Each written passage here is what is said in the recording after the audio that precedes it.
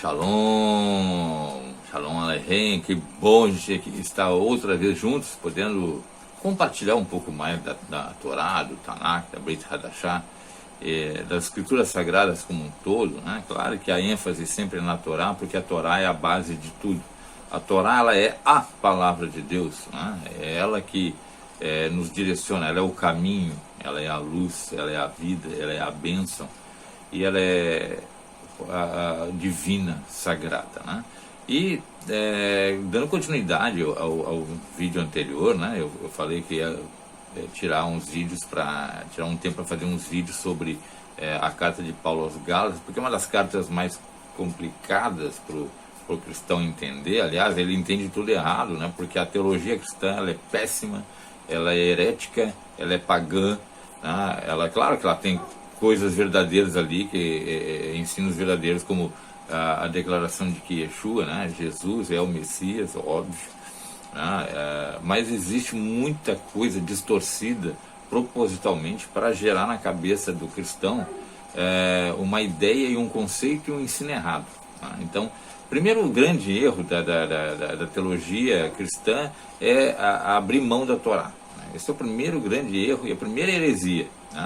Negligenciar a Torá, dizer que que o Velho Testamento, não existe nem a palavra testamento na Bíblia, de chamar de Velho Testamento, para que as pessoas tenham a ideia de que é velho, então não tem mais sentido. Agora é o Novo Testamento, que também não existe Novo Testamento, existe Brit Hadashah, é a aliança renovada.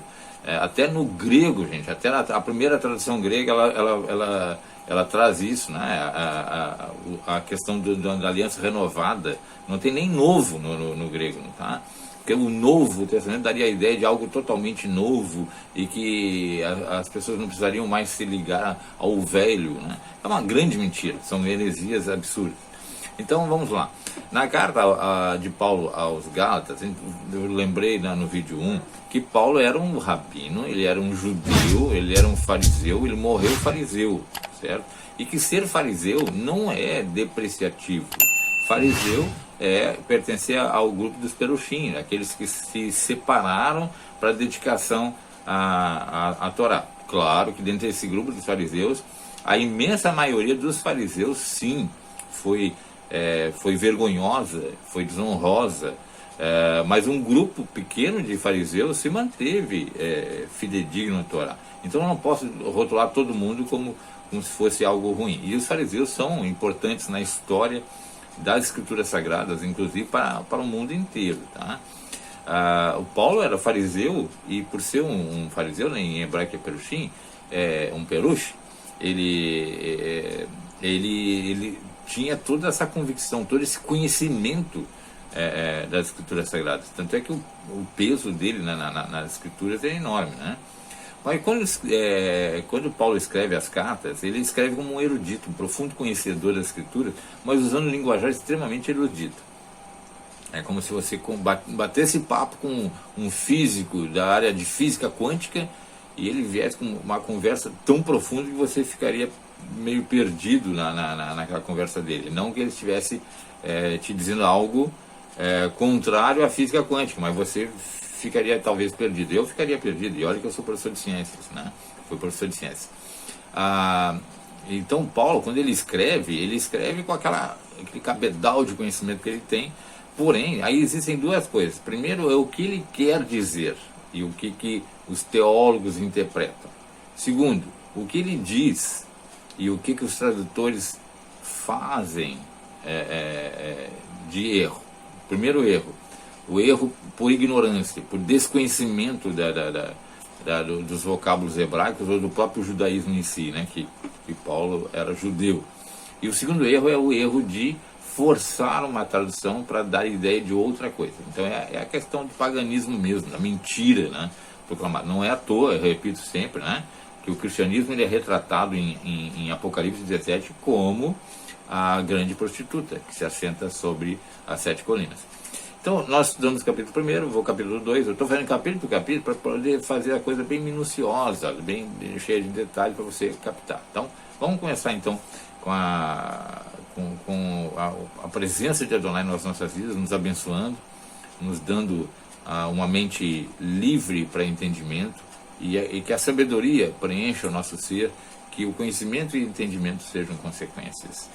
Capítulo 2, verso 1. E cumprindo-se o dia de Pentecostes, estavam todos reunidos no mesmo lugar. Eu estou lendo uma versão que quase a maior parte das pessoas que me assistem tem, tá? Eu não estou lendo numa Bíblia de tradução judaica, não. Estou lendo uma Bíblia bem conhecida por todo mundo aí, porque justamente eu quero destacar palavras.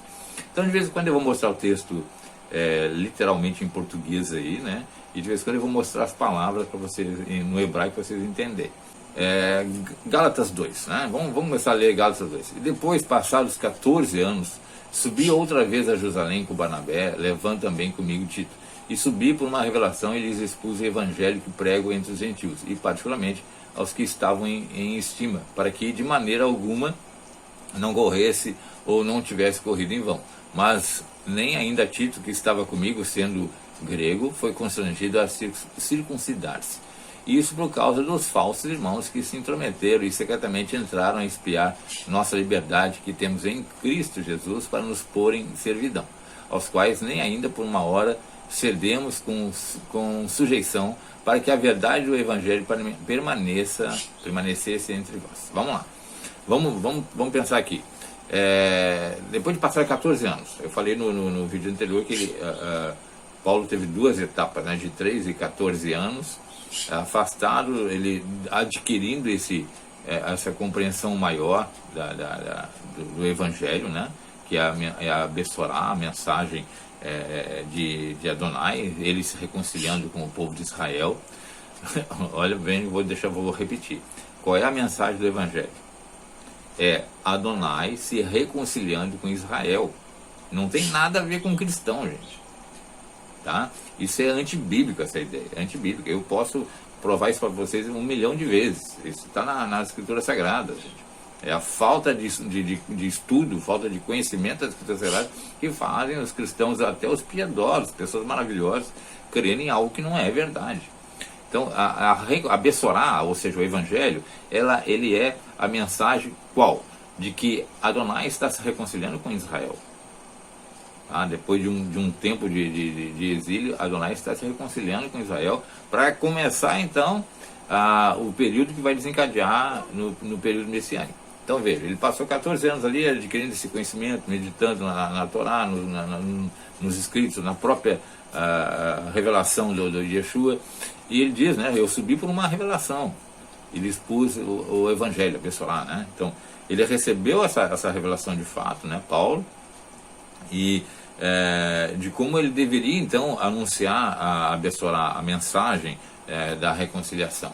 E aí ele vai falar de algo que o pessoal bate muito na tecla, a questão da circuncisão, né? Ele diz assim, mas nem ainda Tito, que estava comigo sendo grego, a expressão no aramaico é sendo arameu, né? Ou goim, né? Ou seja, a ideia de que ele não era judeu, foi constrangido a circuncidar-se, ou seja, ele não foi obrigado. Tá? Isso por causa dos falsos irmãos. O que ele está falando aqui?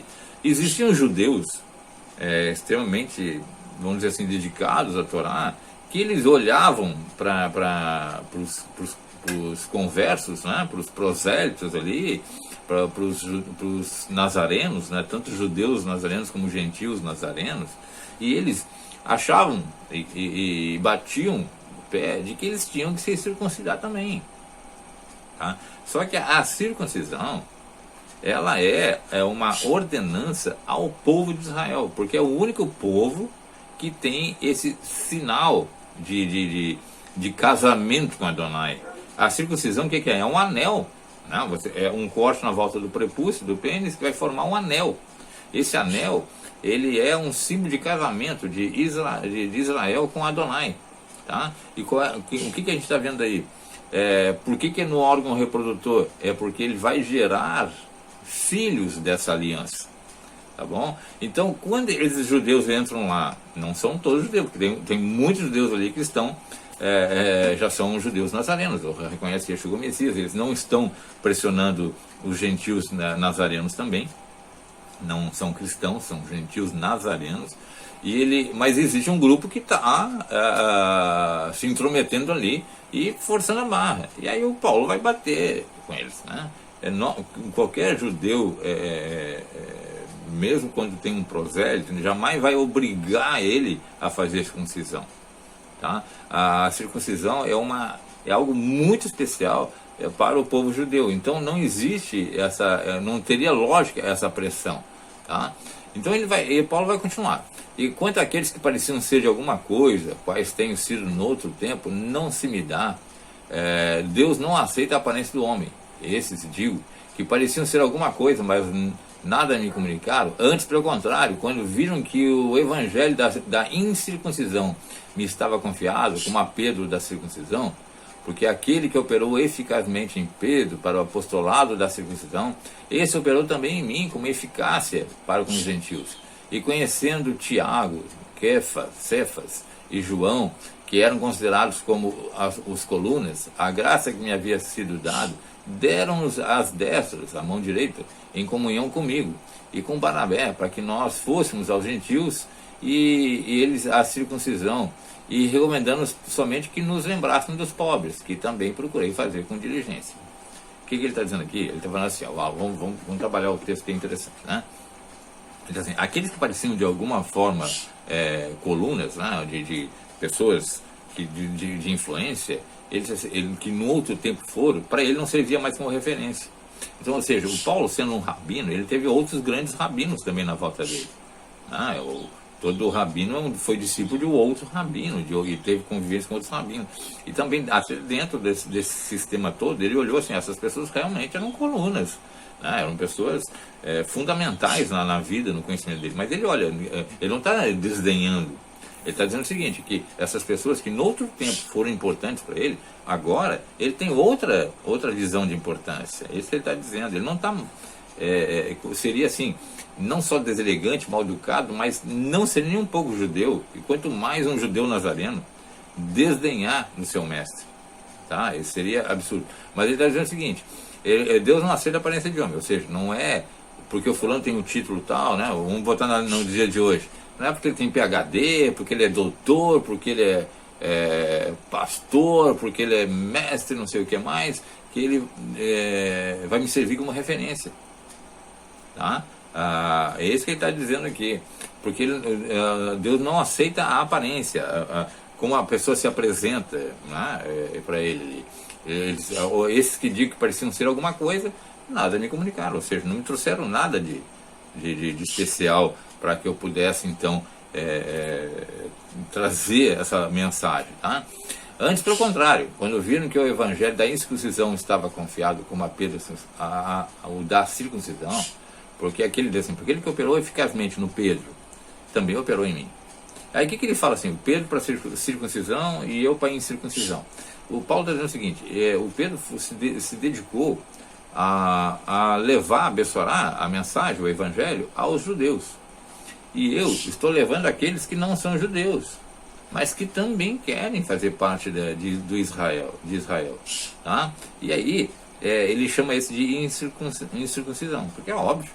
Né? Não há aliança de Deus com o gentio, no sentido de que é a noiva dele, a esposa de Adonai. Não.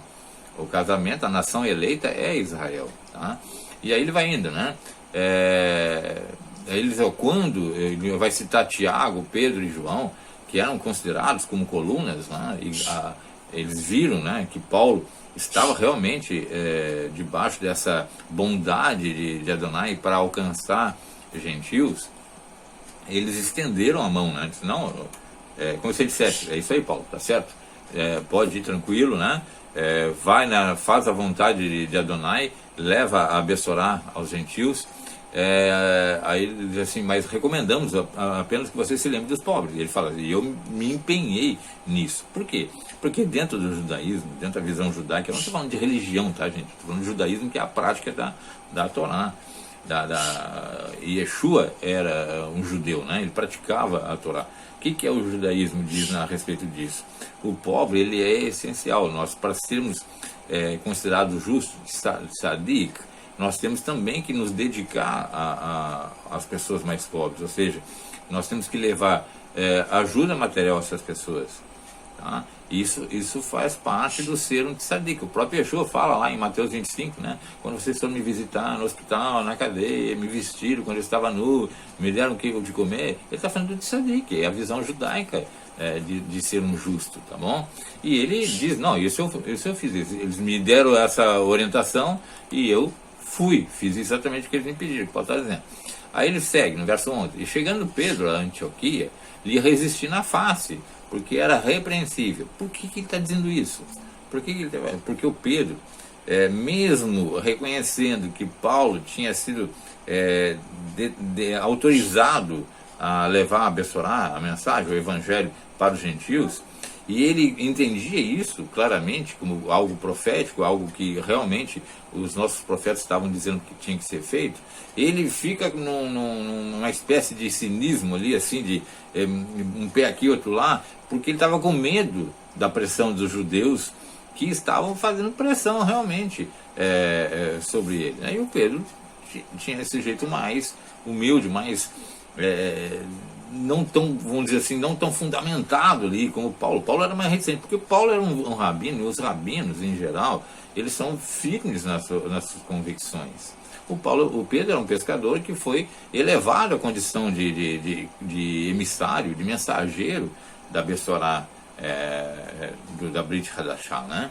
Então vejo que tem essa diferença. Aí ele fala, resistir ele na face, porque antes que alguns tivessem chegado da parte de Tiago, não era, quando ele fala assim, da parte de Tiago, não é que o Tiago tinha mandado, porque seria uma incoerência bíblica. O Tiago mesmo estendeu a mão direita para Paulo, dizendo, olha, vai tranquilo, leva a Bessorá para os gentios, que a gente está contigo, está certo mesmo. Não seria ilógico agora o Tiago, não, vai lá e perturbem a vida do Paulo. Não é isso. É que alguns que estavam, né, que pertenciam ao círculo do Tiago, não concordaram com aquilo ali, foram até o Pedro e até o Paulo para incomodar mesmo. Né? Sabe aquele grupinho que existe em qualquer lugar, que está ali só para perturbar? Eles foram lá para perturbar. E aí ele diz assim, mas depois que chegaram e foi se retirando, se apartou deles, temendo que os que eram da circuncisão. O Pedro ele se afastou. Quando ele viu que chegou um grupo de judeus ali para perturbar, o Pedro ficou numa situação assim, eu vou fazer de conta que eu não tô dando esse apoio para esse lado de cá, porque senão eles vão ficar me incomodando, né? Era essa visão que o Pedro tinha. Aí o Paulo, não, isso aí é ridículo, Paulo. Vou resistir na face, na cara dele, né? Tu está errado, ele está dizendo, tu está errado, você está agindo com duas faces, duas caras, não pode ser assim.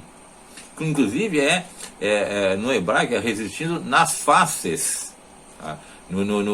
Na tradução fala assim, resistindo na face, né? Mas no hebraico nas faces, porque a ideia é de duas posturas, tá? Como a gente fala no português, duas caras, certo?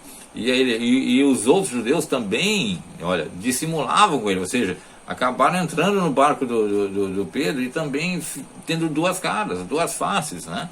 De maneira que até Barnabé, que é elogiado como um homem bom, um homem piedoso, né? Ele também se deixou levar por essa dissimulação, por esse fingimento de que nós estamos aqui, mas nós somos a favor dos judeus que estão nos perturbando e tal, né? E o Paulo não aguentou, o Paulo foi na lata, como diz, né? Mas quando vi que não andavam bem e diretamente, conforme a verdade da Bessorá, a mensagem do Evangelho, disse a Pedro na presença de todos. Ele falou para Pedro, na presença de todo mundo que estava ali. Se tu, sendo judeu, vives como os gentios, ou seja, se tu está vivendo como os gentios, cara, tu tá abraçando os gentios, tu tá em convivência com eles, porque o radicalismo de alguns judeus da época, não é de todos, o radicalismo de alguns judeus da época era o seguinte: não podemos nos misturar com os gentios. E tinha uma certa lógica até isso, tá? Esse radicalismo ele foi alimentado, porque os gentios eram hipócritas, eram pagãos, eles queriam mais um Deus só no panteão deles de divindade, eles não queriam se entregar ao verdadeiro e único Deus que é Adonai. Então os gentios acabaram separando mesmo. Olha, não tem como a gente se misturar com essa turma aí, tá? Mas só que Deus opera nas pessoas, certo? E aí houve um grupo que se manteve radical, não pode, não pode, não pode, não pode, tá?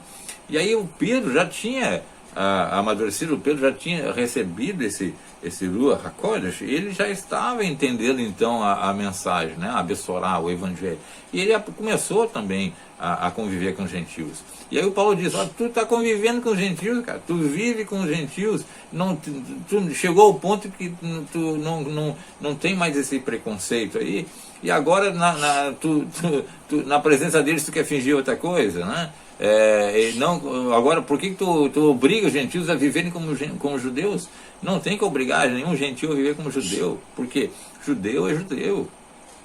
Tá? Judeu é a nação eleita. Tu não tem como pegar um gentio e transformar ele num judeu. Não tem como, isso é absurdo.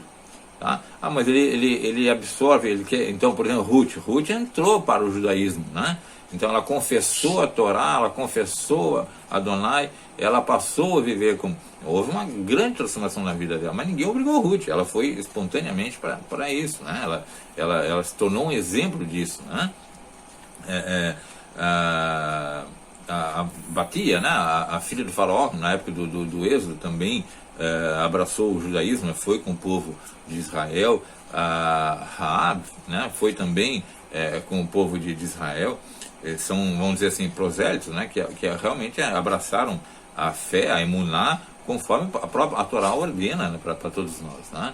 Mas ser judeu não pode, certo? Porque assim, não tem que pegar uma pessoa, agora tu está crendo em Adonai, então tem que fazer circuncisão. Não.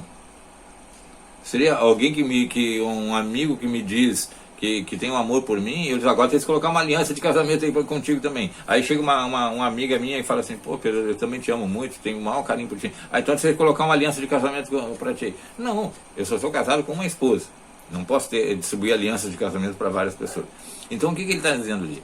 Somente Israel tem essa aliança de casamento, que é a circuncisão. Não tem que obrigar nenhum gentil a isso. Eles podem sim adentrar no povo, no judaísmo nazareno, ou seja, ter a mesma emuná, a mesma fé que os judeus nazarenos têm, ou seja, crer em Yeshua como Messias e crer na Torá e obedecer a Torá, mas sem ter que passar pelo rito da circuncisão. Esse é o problema do Pedro aqui, dos judeus que estavam incomodando, né? Quando ele diz no verso 15, nós somos judeus por natureza e não pecadores dentre os gentios, tá? O que ele quer dizer com isso? Né? Nós somos judeus por natureza e não pecadores dentre os gentios. O que o Paulo está dizendo ali é o seguinte, nós somos judeus, ou seja, nós somos a nação eleita, nós nos dedicamos zelosamente à Torá, então nós somos já dedicados, desde a nossa criação, da nossa formação, à Torá. E nós não somos pecadores entre os gentios, ou seja, nós não procedemos dos gentios.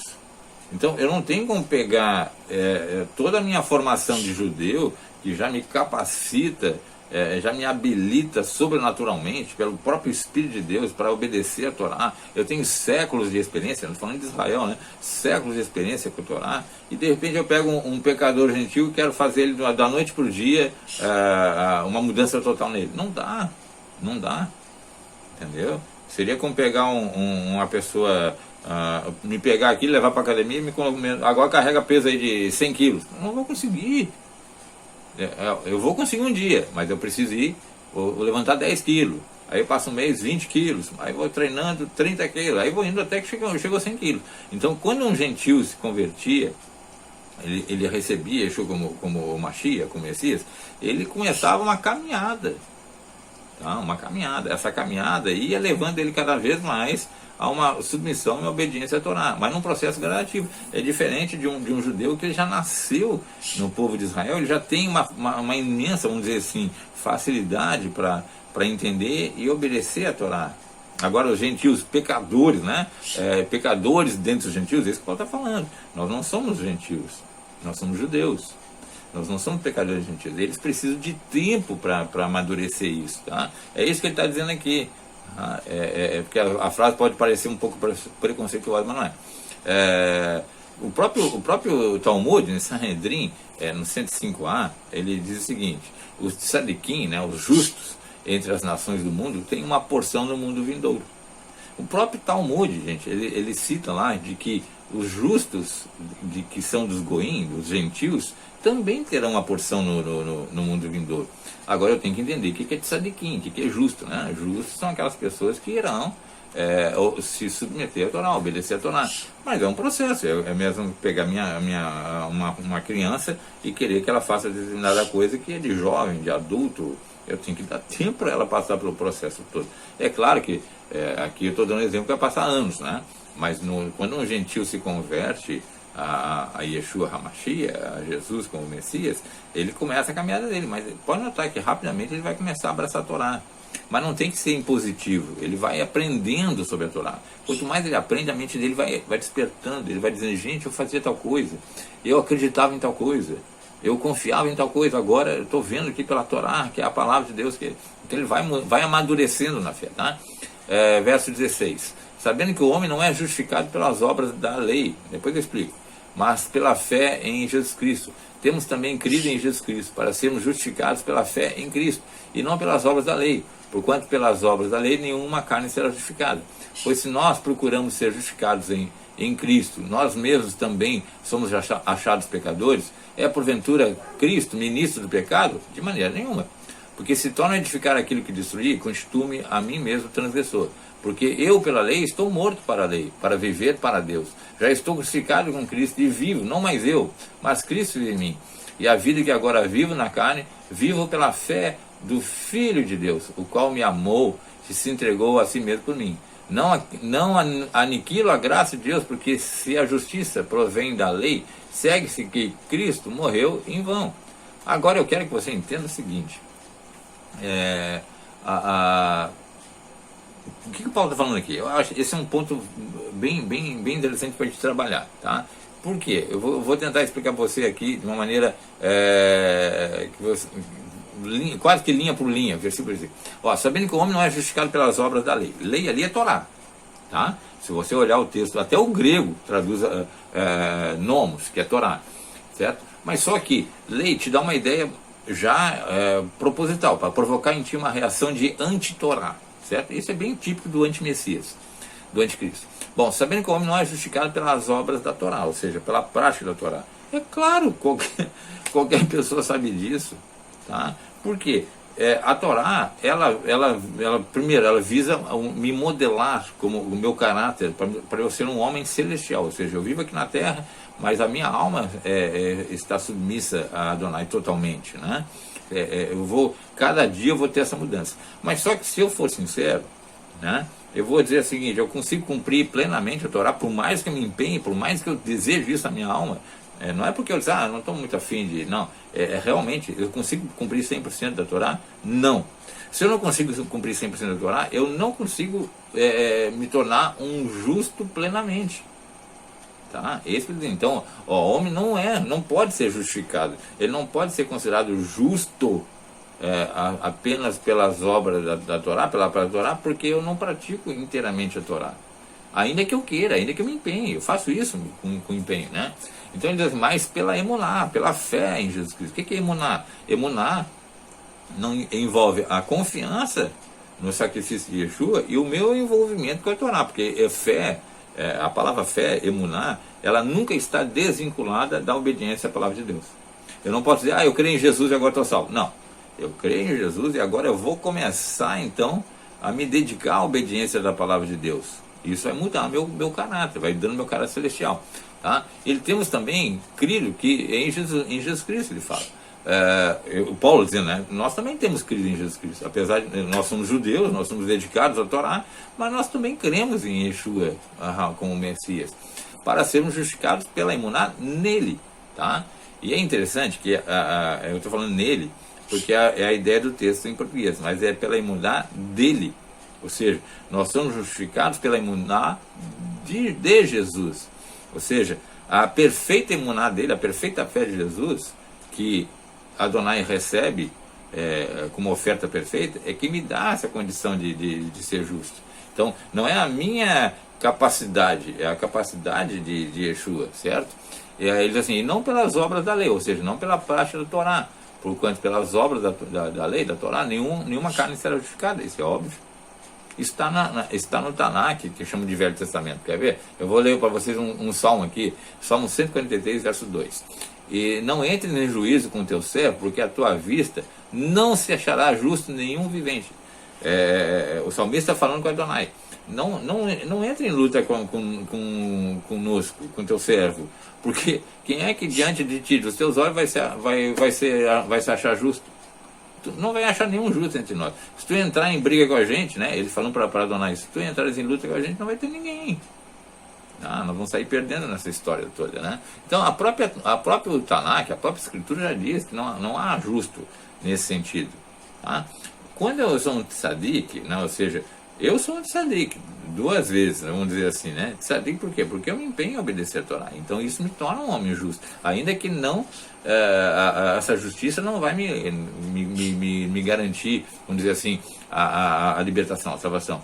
Por isso que eu tenho que somar a esse processo a minha confiança, a minha fé em Yeshua como sacrifício perfeito, que agradou a Deus, tá? Aí ele fala assim, ó, esse é outro detalhe muito importante nesse versículo, porque se nós procuramos ser justificados em Cristo, nós mesmos também somos achados pecadores, é verdade, né? Se nós procuramos ser justificados em Cristo, ou seja, eu entendo que eu só vou ser justificado, vou ser justo na pessoa de Yeshua, tá? Mas nós mesmos também somos achados pecadores. Não somos? E não somos? Claro que somos, tá? Ele diz assim, porventura então Cristo ministro, né? Aquele que trabalha para o pecado? De maneira nenhuma, Paulo está dizendo, de jeito nenhum. Olha, se eu que sou dedicada a Yeshua, né? A Jesus, vou falando como o pessoal fala, pessoa dedicada a Jesus, ainda sou pecador, então Jesus é ministro do pecado? Claro que não. Ele não está ali para trabalhar para o pecado, ele está ali para trabalhar, né, espiritualmente, para me tirar do pecado, certo? É isso que o Paulo está dizendo, tá? Aí ele diz assim, aqui é interessante esse versículo agora para você, tá? Porque se torna edificar aquilo que destruir, constitui a mim mesmo transgressor.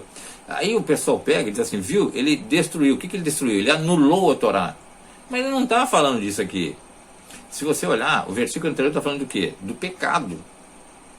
Tá? Do pecado. O versículo anterior é do pecado, né? Aí ele fala, se eu torno a edificar aquilo que destruiu, ou seja, se eu tornei a edificar o pecado, eu me constituo a mim mesmo um transgressor. O que é transgressor? Aquele que desobedece a Torá.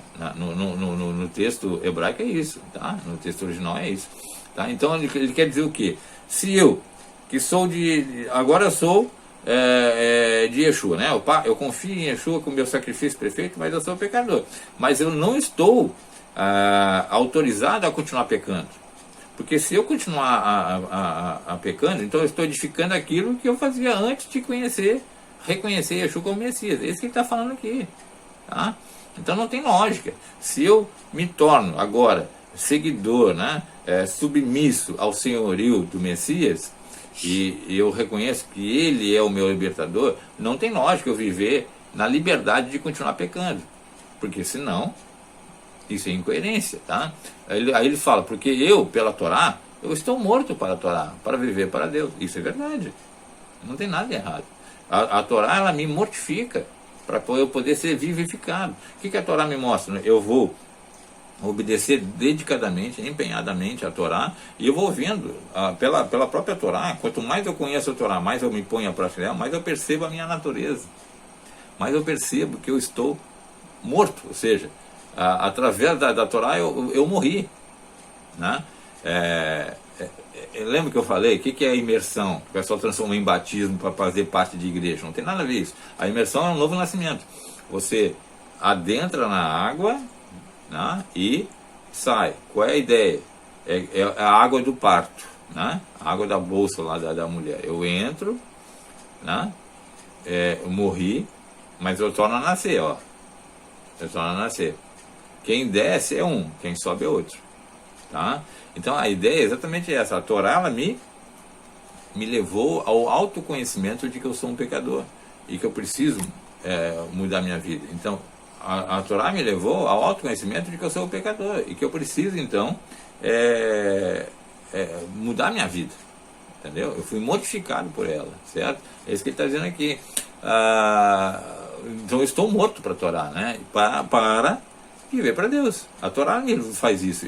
Gente, eu aqui, a minha família, a gente tem essa plena consciência. Nós somos mortificados pela Torá, porque quanto mais a gente passa a ter o conhecimento da Torá, mais a gente percebe a nossa natureza, mais a gente quer mudar a nossa vida para servir a Deus. Então eu sou morto para poder servir a Deus, tá?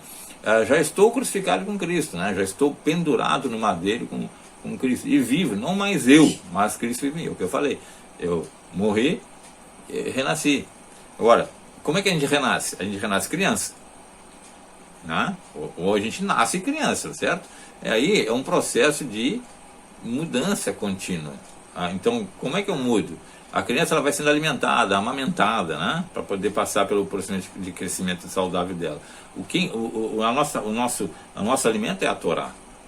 Então a Torá vai nos transformando dia após dia, né? Então eu morri junto com Yeshua, porque ele é a oferta perfeita para o pecado. Lembra que a gente tinha que levar uma oferta e colocar a mão sobre o animalzinho e transferir para ele o nosso pecado. Então ele morria no meu lugar. Então agora assim, eu tenho aqui o cordeiro, que é Yeshua, que é o meu cordeiro, né? Vamos dizer assim, na verdade é o cordeiro que o próprio Adonai deu, né?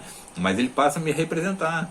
Então eu morri, né? Estou crucificado com ele e vivo, não mais eu, né? Aquele eu lá já não existe mais, mas Yeshua vive em mim, ou seja, eu passo a viver para Yeshua, né? E a vida que agora eu vivo na carne, ou seja, no corpo, né? Viva pela emuná do Filho de Deus, ou seja, não é emuná no Filho de Deus, mas eu vivo pela emuná dele, porque foi a fé dele que me garantiu vida, não a minha, porque a minha é incompleta, entendeu? O qual me amou, né?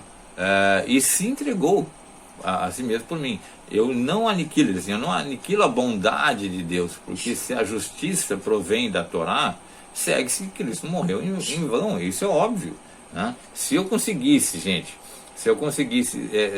a minha libertação mediante a obediência da Torá, não teria lógica Yeshua ser um sacrifício perfeito, né? Não teria lógica. A Torá me mostra que eu tenho muito que mudar na minha vida e que eu não vou conseguir 100% disso. E esse 100% de justiça somente Yeshua, como Messias, pode fazer. Por isso que o Messias ele é um mediador, tá? Lembrando que a Torá ela é sagrada e perfeita. Olha que o próprio Paulo diz lá em Romanos 7, verso 12. E assim a Torá é santa e o mandamento santo, justo e bom. Olha o que está falando ali. Lá está a lei, né? E assim a lei é santa, mas é a Torá. Então a Torá é santa. O que é santa? Sagrada. Não tem como algo que é sagrado deixar de ser sagrado, porque o sagrado procede de Deus. Então a Torá ela é sagrada, ponha isso no seu coração. E o mandamento, né, ou seja, os mitzvot que estão na Torá, é santo, justo e bom. O que é santo? Sagrado. O que é justo? Que vai produzir justiça. A gente vai melhorando a nossa vida, né? A gente vai nos tornando um homem, como eu digo, né, com caráter celestial. E é boa, né? Tov, o que é bom? Que produz em mim um ser melhor. E é óbvio, todo judeu dedicado à Torá e todo gentil dedicado à Torá, ele vai passar por esse processo e vai se tornando uma pessoa santa, justa e boa, tá? É impossível alguém simplesmente que diz, eu creio em Jesus, ele ser santo, bom e justo. Impossível, tá? Tem que haver obediência à palavra de Deus. Esse é o grande problema no cristianismo. A abstração, né? Criar a ideia de que simplesmente porque eu creio em Jesus eu estou salvo. Não. Eu confio no sacrifício dele e agora eu começo então um processo de dedicação à obediência à palavra de Deus muito mais intenso, porque agora eu tenho o senso de que ela é sagrada. Eu queria que você prestasse atenção no que João fala lá na sua primeira carta, no capítulo 3, verso 4. Ele diz o seguinte: qualquer que faz pecado, comete pecado, também faz a iniquidade, porque o pecado é a injustiça, e faz também contra a lei. O pecado é o que é contra a lei, tá? Aí no verso ele diz assim: qualquer que faz pecado também, olha o que ele está dizendo em hebraico, kahote, né? O pecador, né? O pecador ele é o que comete pecado, mas ele faz iniquidade, está lá no texto em português. Só que quando eu vou olhar no texto hebraico, é aquele que transgride a Torá, está lá no texto hebraico, né? O João ele escreve assim, ó, porque o pecado é a transgressão da Torá. Um dia eu comentei aqui no vídeo, eu perguntei para um amigo meu que é cristão, falei assim, como é que você sabe quando está pecando? Aí ele parou, pensou um pouquinho e falou, eu sinto uma tristeza no coração. Não, isso não é uma resposta sábia, falei para ele, porque muitos dirão, isso tu chama de pecado, para mim não é pecado, isso é relativo, entendeu? O fato de eu sentir ou não sentir não interessa, né, como definição de pecado. Eu preciso entender o que é pecar. E o João está explicando na carta, né? E a Bíblia inteira fala isso. Pecado é a transgressão da Torá. Então eu preciso ter a Torá para conhecer o que é pecado, certo? E eu só peco quando eu transgrido a Torá. Então o que me faz pecador é a transgressão da Torá. O que me vai fazer um homem justo é a obediência à Torá. É fácil entender isso. Só que claro que eu não vou conseguir 100%, mas o Espírito de Deus em mim me leva a uma condição de me empenhar muito mais por essa obediência à Torá. Não dá para descartar a Torá da vida de um salvo, né? A própria compreensão judaica considera indispensável e necessária a hesed, a bondade, a graça, para todos que cumprem a Torá. Veja bem, o próprio judaísmo, eu coloquei isso para vocês aí na tela, para que você entenda. O próprio judaísmo ele entende que é impossível sem a graça, sem a bondade. A palavra graça é a tradução da palavra hesed, que é bondade. É impossível alguém obedecer a Torá sem essa bondade de Deus. Ela tem que habitar em mim. Você não pode pegar um homem comum e fazer ele obedecer a Torá, que ele não vai obedecer, ele não vai conseguir obedecer a palavra de Deus. Ele precisa de uma vivificação. Ele precisa da presença do Ruach HaKodesh, então ele vai começar a obedecer a Torá. E isso é um marco distintivo, gente, esse é sério. Você só tem o Espírito Santo, tá? Ou melhor, você tem o Espírito Santo quando você mesmo apresenta a evidência disso, que é a obediência à Torá. Caso contrário, você está religiosamente praticando alguma coisa. Você está vivendo uma religião, você faz parte de uma religião, mas não está, você não tem o Ruach HaKodesh. Que o Ruach HaKodesh, o Espírito Santo, ele vai te levar exatamente essa obediência à Torá e a comunhão com Adonai. Porque os mitzvot, lembra que eu falei? Tzvah, em hebraico, significa amarrar-me, me ligar a Adonai. Então, a Torá tem as mitzvot, os mandamentos. Os mandamentos me fazem eu me ligar a Adonai, que é o que Adonai quer. Ele quer essa união, né? O próprio Yeshua diz lá em João 17, né? Para que nós sejamos um, né? A unidade, tá? Então, gente, eu vou parar por aqui, mas eu queria que vocês pensassem isso. Veja que o Paulo não está contra a Torá, ele está inclusive exaltando, ele está glorificando a Torá, honrando a Torá e lembrando, gente, muito sério isso. A Torá, ela é sagrada, certo? A Torá, no judaísmo nós falamos assim, a Torá e Adonai é um. Por quê? O que procede de Adonai é sagrado, não tem como não ser. Então, alguém for contra a Torá, ele está sendo contra o próprio Deus. E se Paulo fosse contra a Torá, convenhamos, não dava nem para seguir esse homem, né? Não dava nem para se submeter a ele. Não dá para seguir alguém que se opõe à Torá. Seria um anti-messias, com certeza. Tá? A gente continua. Depois eu vou fazer o capítulo 3, que também é muito mais problemático para os cristãos, né? Os cristãos não entendem mesmo, de jeito nenhum. Eles saem com teorias e interpretações e fábulas e heresias, no final das contas. Tá? Eu vou explicar a vocês o capítulo 3. E eu vou gravar um vídeo sobre os essênios também, que eu prometi para vocês, meus queridos, para mostrar o que eram os essênios na época anterior a Yeshua e até na época de Yeshua, o impacto que eles tiveram na vida prática daqueles que temem a Deus. É muito importante isso, tá? Muito importante. E então, até o próximo vídeo, que assim Adonai nos permita, é claro, e que Ele nos abençoe a todos, abençoe vocês, e meu beijo no coração. Curta o vídeo aí, por favor, se inscreva no canal e mande mensagem, que eu amo responder vocês. Beijo.